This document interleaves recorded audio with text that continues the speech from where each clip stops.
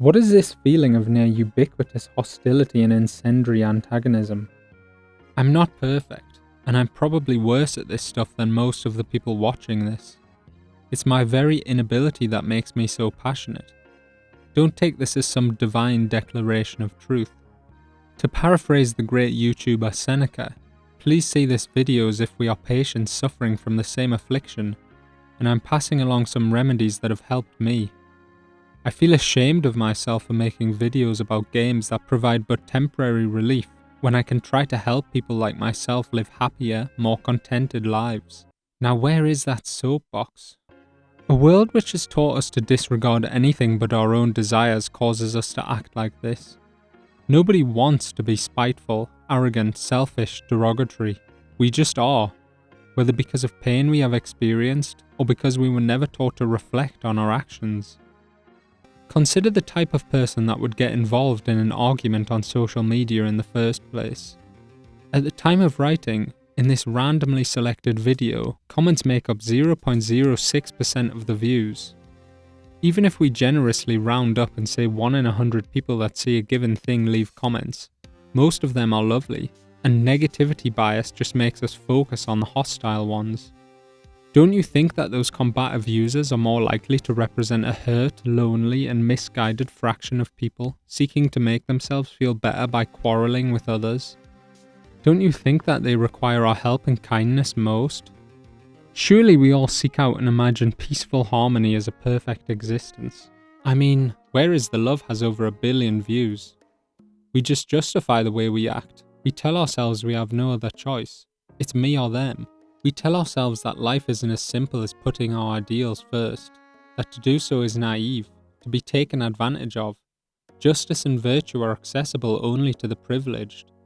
But doesn't that thinking lead to the rationalization of the exact behavior that causes us so much despair? Wouldn't you rather die with your ideals intact than survive as someone you hate? Aren't the people we look up to most those who did exactly that? When genuinely felt, simple niceties go a long way. Let's try to treat people on the internet in the same way we would treat people in real life, as actual human beings instead of robots.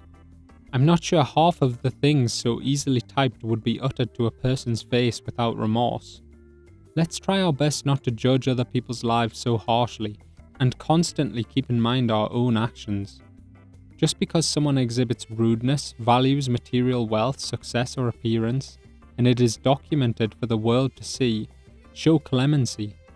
Those acts in and of themselves bring them no lasting satisfaction, so we should avoid kicking them while they're down. Let's try to see things from their point of view, how the things they were taught to value from childhood make them act this way. Let's reflect on our own shortcomings, and mark areas of improvement there first. In other words, let he who is without sin cast the first stone. Perpetuating someone else's antagonism only causes both parties to get hurt, but rather than advocating submissiveness or inaction, being able to empathize with the views of other people and what leads them to hold those views, especially the parts of them we see in ourselves, gives us a greater sense of connection to the world, and allows us to exchange ideas without resorting to hostility. How can we reach any agreement or harmony with people opposed to us if we do nothing but spit their venom back at them? Most importantly, let's not be too harsh on ourselves. When we make a mistake and give in to anger, let's be quick to realize how we could be better. Let's understand that it's human to feel like that and act like that. It is about continual improvement rather than instant perfection. It isn't about not feeling our emotions, but not letting them get the better of us. If we apologize or forgive after a day rather than a week, this is a cause for celebration. If we can show compassion in a place we usually wouldn't, this is a cause for celebration. Let's build each other up, walk together on the same path, and share in our successes. We don't have to fix the world today. All we have to do is try our best to be more contented in our actions and ourselves. When we are truly content with ourselves, the world already is healed. We no longer try to escape our lives. We are happy at every moment with what we already have. Just to exist is a blessing. I understand this video is possibly preachy, sanctimonious, and paradoxical. talking about the importance of non-judgment while entirely judging other people. But I guess that's just how it is. Irony and iconoclasm are great, but Duchamp's fountain is over 100 years old now, and I'd rather risk being called a naive moralizer if it allows me to be sincere. As always, thank you for watching, and have a lovely day. Peace.